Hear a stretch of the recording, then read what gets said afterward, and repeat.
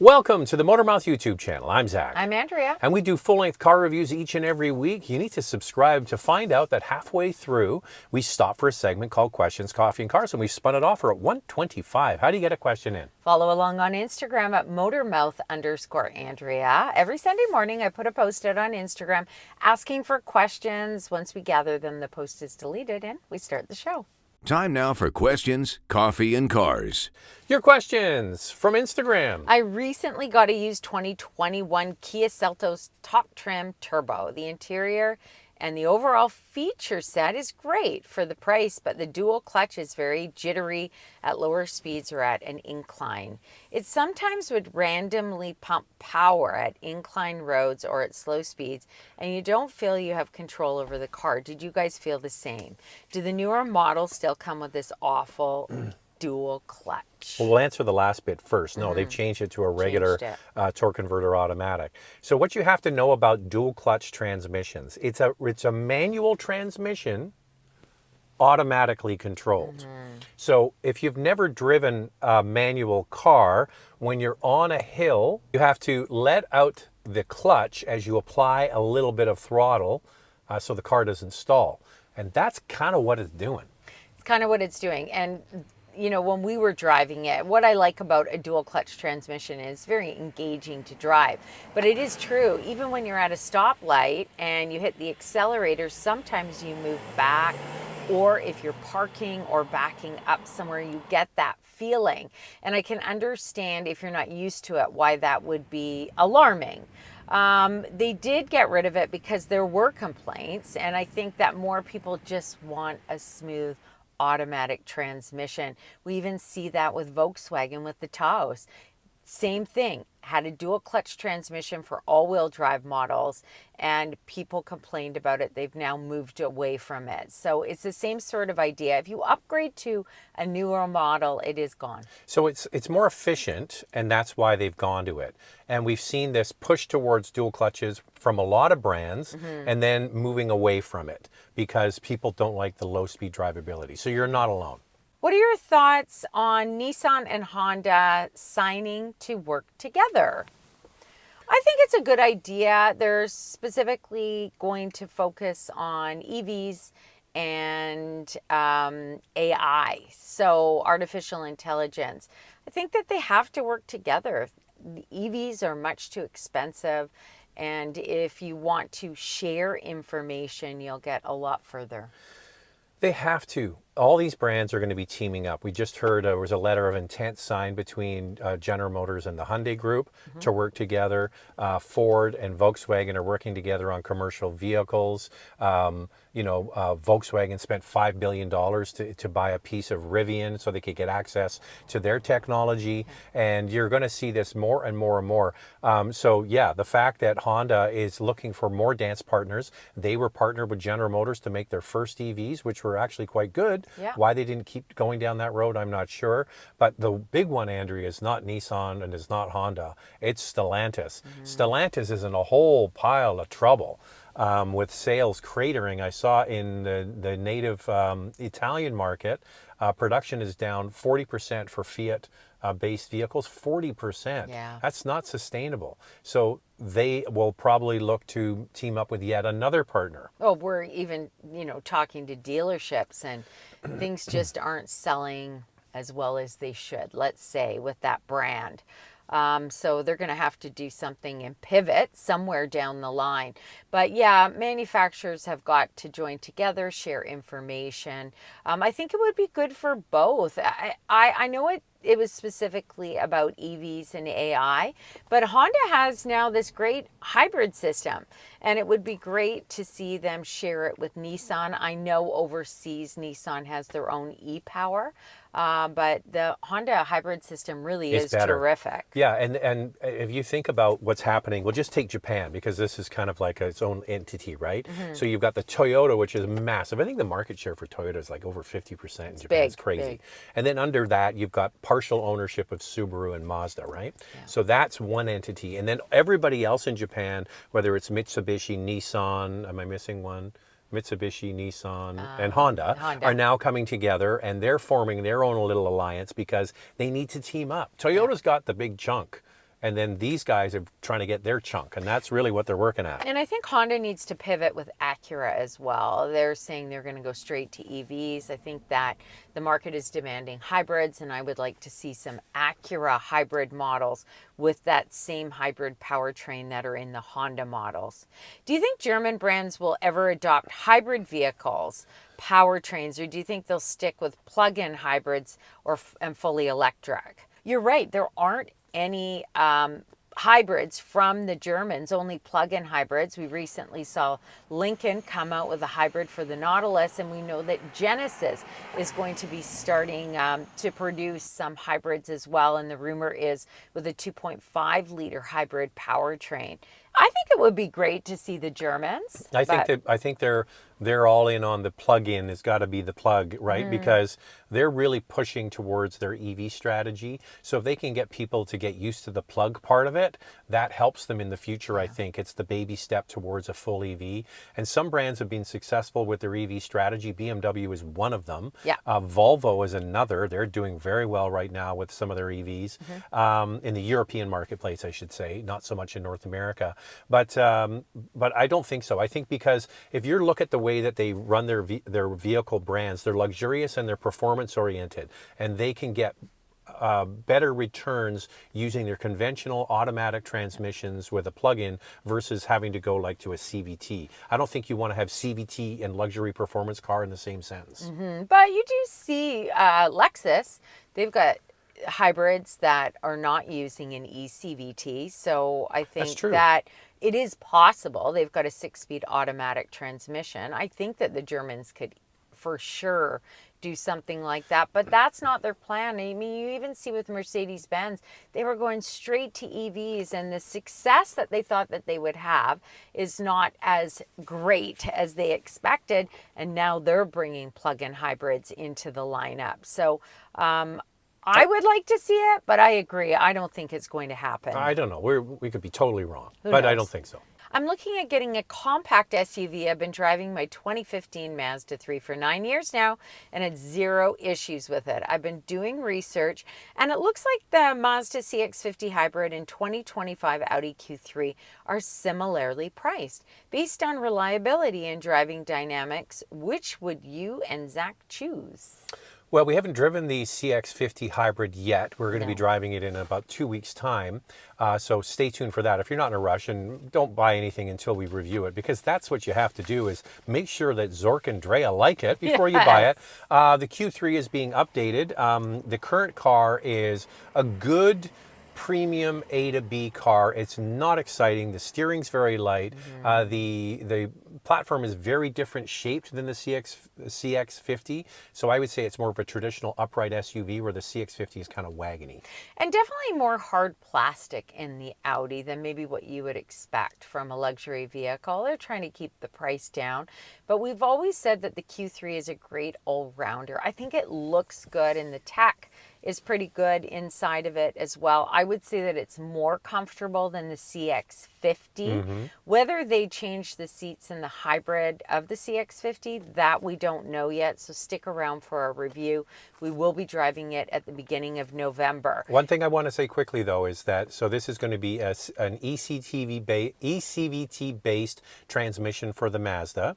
Okay, and then you've got a regular 8-speed automatic with the Q3, which is going to give you more traditional driving dynamics. And also fuel economy. What's important to you? The hybrid is obviously going to get much better fuel economy. So here are the reliability scores, which is what you've asked for. Consumer Reports gives the CX-50 a reliability score of 68 out of 100 and an overall score of 78 out of 100. And the reason why they've really boosted that is because of driving dynamics. People really like the handling of the CX-50. JD Power gives it a 72 out of 100 and an overall score of 78 out of 100. But what about the Q3, Andrea? Q3, Consumer Reports, 46 out of 100 for reliability and an overall score of 70 out of 100. It's actually the same reason that it got that boost to the higher overall score is road presence and handling. JD Power gives the Q3 a better score, 76 out of 100 for reliability, and overall 78 out of 100. Well, the thing about the Q3 is it has been in market for a long time now. The drivetrain is not unique to that car, and that drivetrain has been around even longer than this current model Q3. Yeah. So that's derived from the previous generation Mark 7 GTI, for example. So that engine is pretty well known and is, if you maintain it properly, proven to be pretty reliable. I don't know. Let's just wait till we drive the other one. What do you think? Let's wait till then. Yeah, and I also think if you drive both, I just think you'll know right away which one you prefer. Right away. I'm excited about the CX-50 hybrid. It's about time we're getting a hybrid from Mazda. So I can't wait to drive that one. Hey guys, love the show. I watch every video you put out. Awesome. Questions for you. My wife and I are looking for a hybrid SUV, and I've been between the Lexus RX 350h and the new Lincoln Nautilus hybrid. For the money, the features in the Lincoln make it seem superior, but should I be worried about Lincoln's history of poor quality? Well, we talked about this in the last questions, Coffee and Cars. Okay, we're going to do Lexus RX versus Lincoln in 3, 2, 1. RX. Lexus. It's just a known entity. That's the thing. It's like one of the reasons why Toyota and Lexus charge more, compared to the Lincoln, for example, for their product is because they have all of those decades, not years, decades of proven reliability and standing behind their product. Lincoln, even though Andrew's going to talk about the numbers in a second, is good, it's not going to, they don't have the track record. They don't have the track record, and also that hybrid system that Toyota's been making for a long, long time is a reliable system. Fuel economy is great on it. I think the exterior design of the Lincoln looks excellent. I do worry about all of that new technology in it. It kind of overwhelms me. It may not overwhelm you, so it's something you need to decide. So I did Consumer Reports and JD Power for you, but I also threw in Repair Pal. And Repair Pal gives the Lincoln as a brand a 3 out of 5, which isn't bad. And they say that the average visits to the dealership for unscheduled repairs are equal to other brands. It's not above average or below average. So they say that it's about equal. Consumer Reports is just testing the Nautilus hybrid, but it is giving it a predicted reliability score of 57 out of 100. The RX gets a 69 out of 100, and JD Power gives the Nautilus gas model, they haven't tested the hybrid yet, a 69 out of 100, which is a little low for JD Power. Interestingly, that vehicle is made in China, and vehicles that we are getting, there's not many of them, a handful really, that are coming into the North American market from the Chinese factories are showing that they can build cars better than some of the factories in North America. We don't obviously have that. That's not the case with the Lexus. That's made in Canada, with one of the highest ratings for any factory in the world, second only to the Japanese Lexus plant in overall quality scores from that factory. So listen, it really comes down to how are you going to sleep at night. They're both good products. The Lincoln is definitely smoother and quieter, and I think more refined feeling than the Lexus. But the Lexus is a Lexus. Hi guys, I drive 20,000 kilometers a year, and I've been looking at a hybrid, but now questioning if I need one.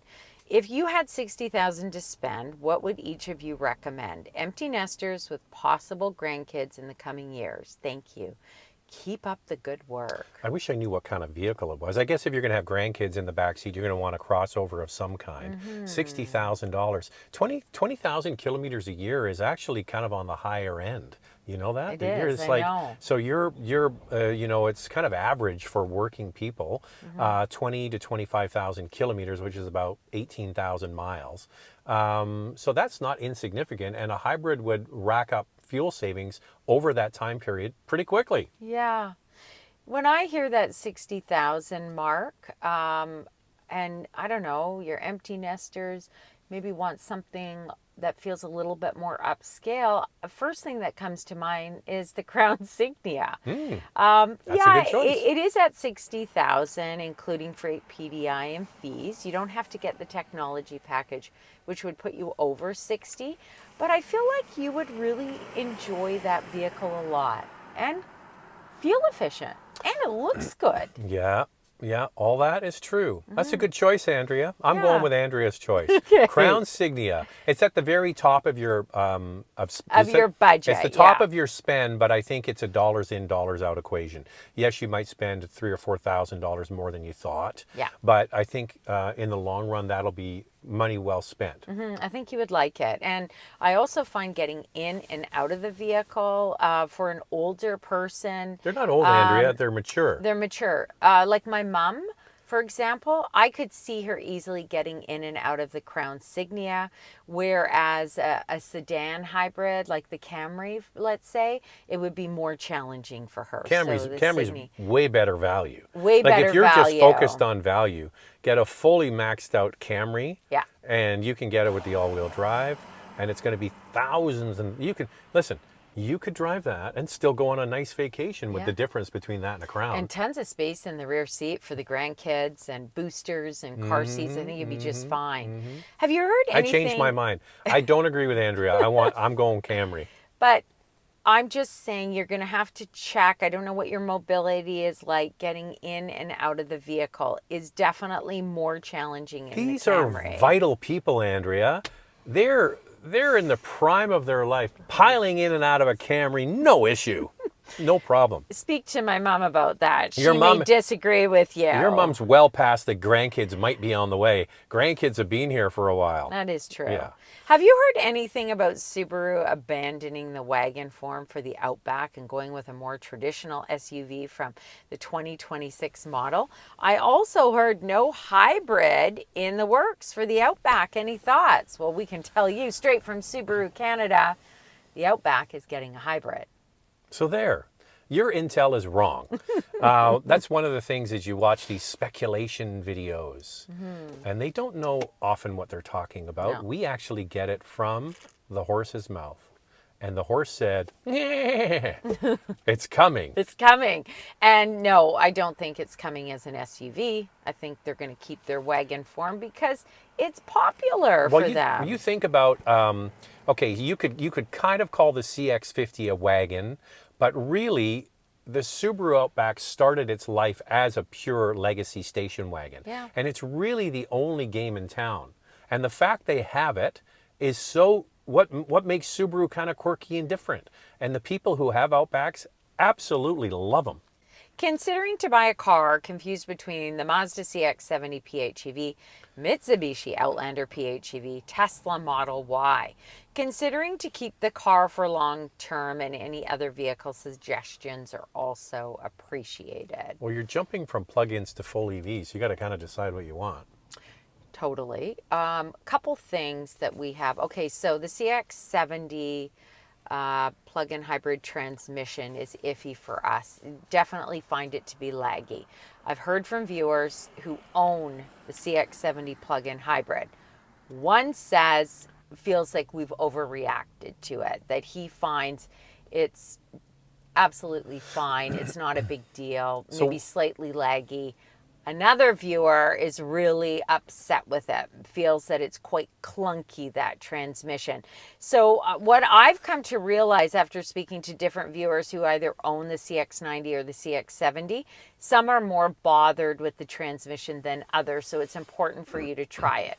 The Outlander Can I just say plug-in, one thing about that? Sure. We were on the launch event, and we thought that the plug-in was way better than the gas model for the 8-speed automatic transmission. And then at dinner, our colleagues who were test driving the car thought the exact opposite. Yeah. So I think it really comes down to each individual car, how they drive. That's my feel on that, because some people are reporting, it's no big deal. Other people are like, I don't like it. Yeah, and this one viewer, his wife finds it really clunky, the transmission. I was trying to help them figure this out, and I said, you know what? Shut off the auto start stop. and see how you feel about it. Unfortunately, you can shut it off and you get back in the vehicle and it's on again, but that's just the way it is. So he was going to try that with his wife. Okay, what and about see. Outlander? Okay, so the Mitsubishi Outlander plug-in hybrid, I think it's a terrific vehicle. I don't know where you live.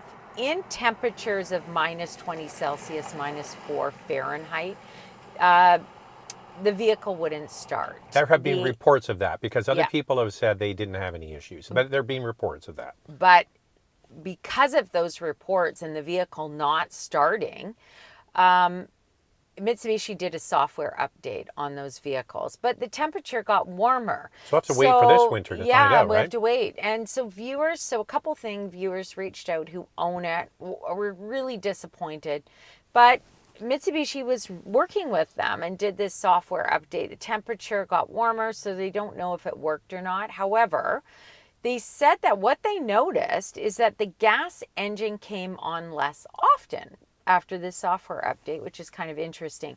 Mitsubishi recommends if you live in cold temperatures, before the temperature dips, plug that vehicle in or put it in your garage. All right, we're going to do a 3, 2, 1. Okay, we've got Tesla. Yeah. We've got Outlander PHEV, and we've got the plug-in hybrid from Mazda. 3, 2, 1. Tesla. Outlander. I say Tesla. Tesla, yeah. Yep. They've proven that they know what the hell they're doing. And They people who have them love them. And it's a kind of a plug and play. They offer a lot of value. Yeah, a lot of value. I mean, affordability for sure. But they're so different. I mean, I just feel like different space here. Outlander has a small third row. The CX-50 is a larger 5-passenger vehicle. The Model Y, you could get a third row. It's not Do you usable, want an really.